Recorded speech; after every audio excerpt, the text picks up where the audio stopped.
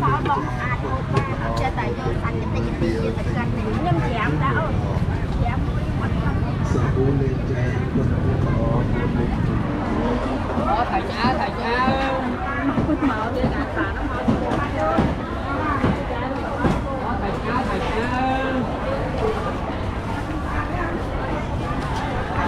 mở thầy cha bây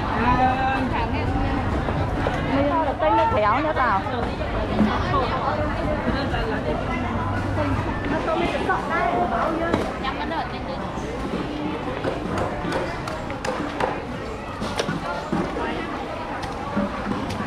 mấy tiền đâu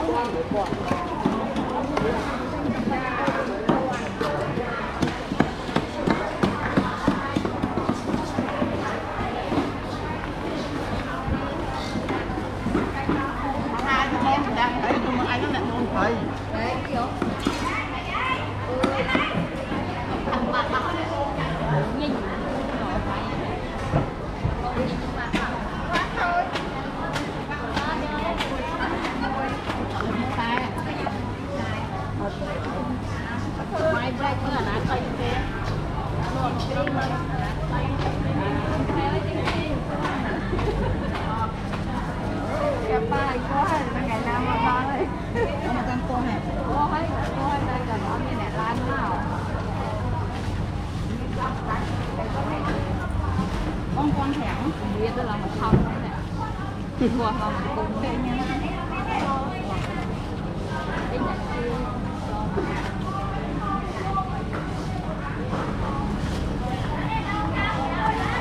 một con khô cả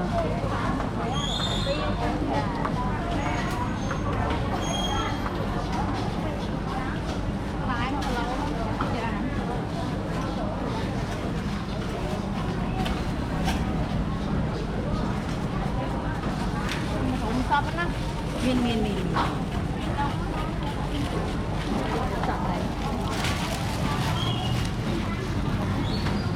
đó nữ lại nó lại cái vô mất mày không mấy vậy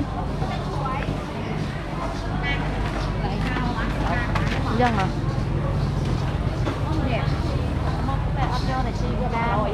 nó tiên cam vô từ miền xong rồi mà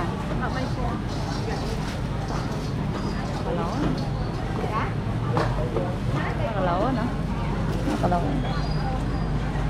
đâu luôn sao được miên rồi tình cái ai này nó lỗ ở nghe nào sẽ cái nôi nữa bên đây kìa bắt đãi là nó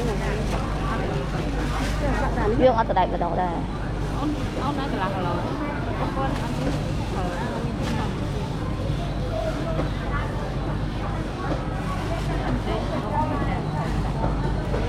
con biết ở đây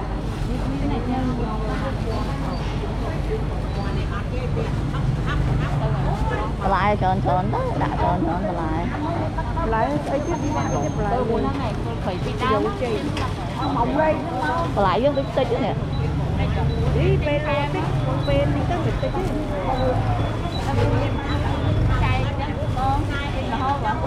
trái của trái sơ đó sao đây là nít mà đông ấy cái này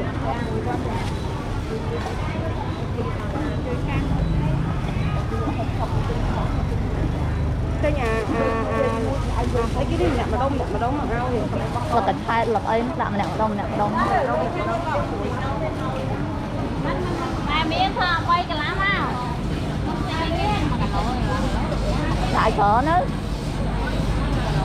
nó ăn nhỉ mà cái món tinh mà cái lỗ rồi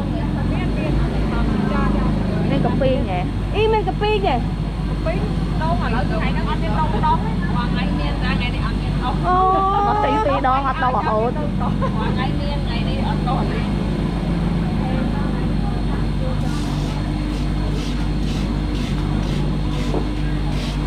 ông về nữa là ngày phi nè hoàng ngày miên về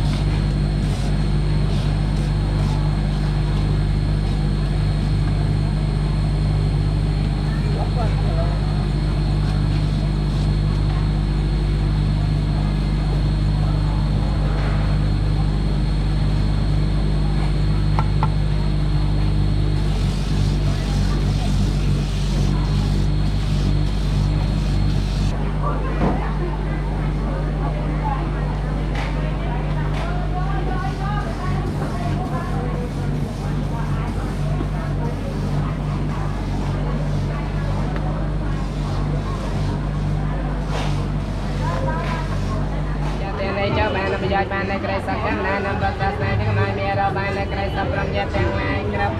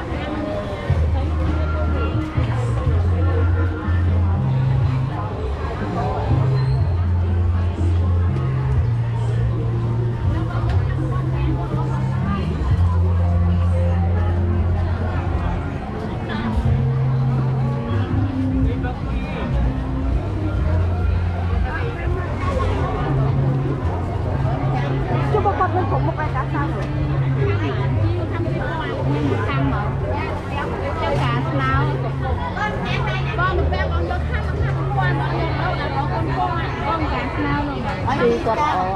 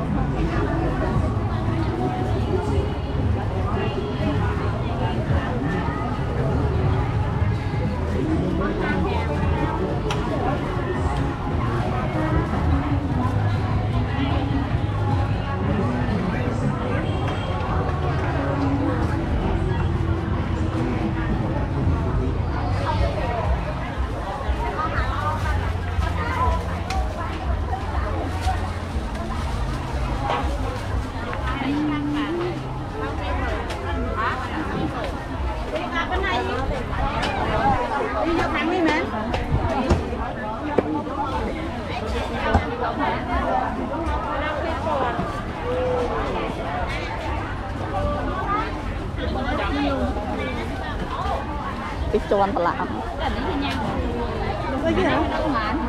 lên cài Chà phải bò.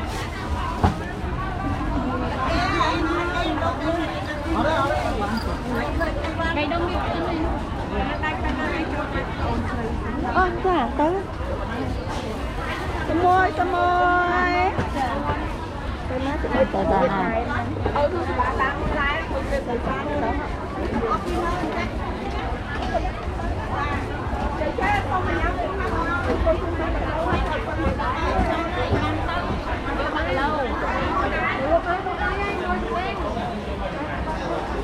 chọc. nông bạch chọc nhưng mà mà chọc mà nó mà Cái tinh con mà nước phi rồi phi cái chặt thể của cái thể là bây giờ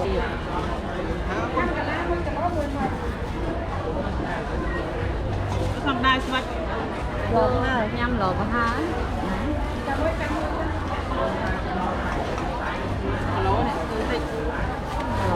cà lỗ bán nó rồi tôi thì tốt cà lỗ bán nó vậy nó bằng thơ cà lỗ vô trái thêm 2 kg thôi. Còn là lý. Ngon này. Chứ mà lỗ 1 kg bay. Bay buôn thắng á còn. Muôn thang lấy là chục cân ở đấy. Dạ. Một Đây lỗ. là hiệp cho mình. 1 kg buôn phong, 2 kg 2 phong. Vì muối 1 kg buồn. Dạ. Không theo bánh tinh nữa. Được nói rồi. Nói. Bay thon mềm mắn. Bay thon bay nấu mềm mắn. Tròn. Đó. Buôn nông á. Nó. Buôn nông mắn không? Đã mấy mắn.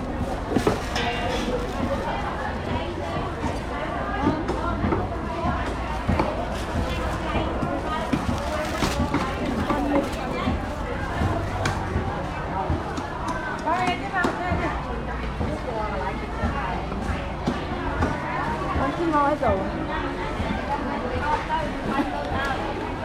Anh trai lập ra mùi. Nhưng mà ở đấy nó không á. Tút mà. Tôi quay vậy sao? Bây giờ không nhờ. Nó bên nè. Đây đó. Thầy hỏa. Anh vô thua đây. Vô. Mặt chặt bao nhiêu mấy. Anh vô à. Phi thấy bay cái lầu. Tơ à? Cha.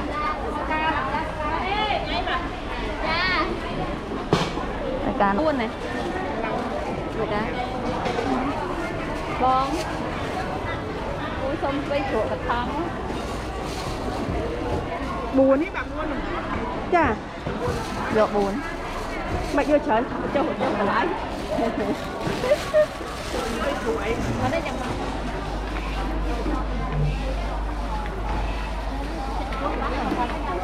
Ở cái lỗ ấy là con. Là con ở chính ôi rồi. Đấy.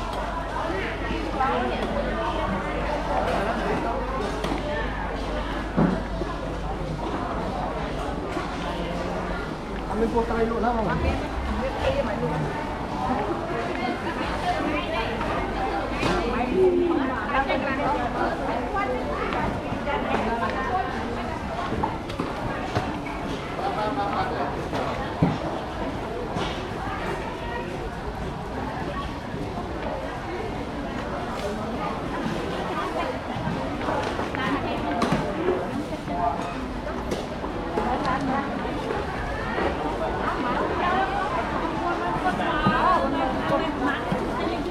Ở bên phong.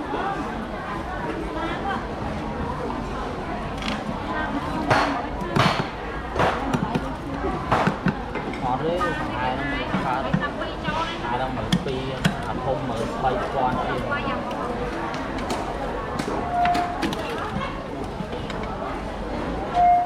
bên con ấy thầy. miền tây hai trái Bên là nhà luôn. tây hai sẽ có chưa ngày tập mở lên đây một miếng rõ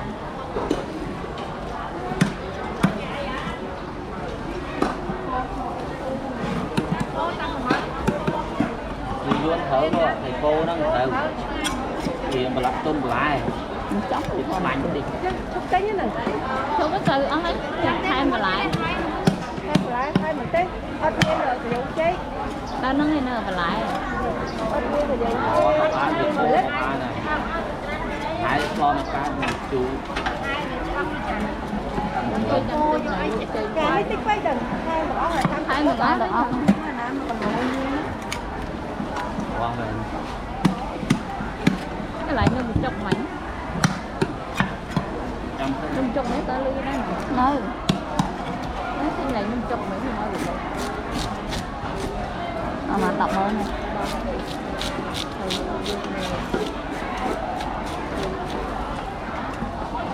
Dạ má quay sao ấy? Mà Áo vậy đó, phải có chọt đây rồi. Vô áo cái vậy. từ anh tinh mà lại nó một chục thôi đấy chẳng. Chăm vô thầy tới mai lưu tiền. Ngoài nó không chọc lại nè. Ô lại đâu. Thầy với tinh một chục.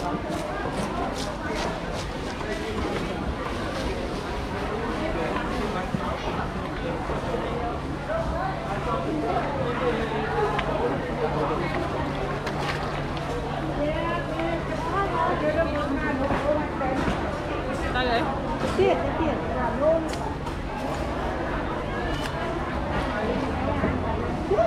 một cái nổ. cho mình là ai rồi.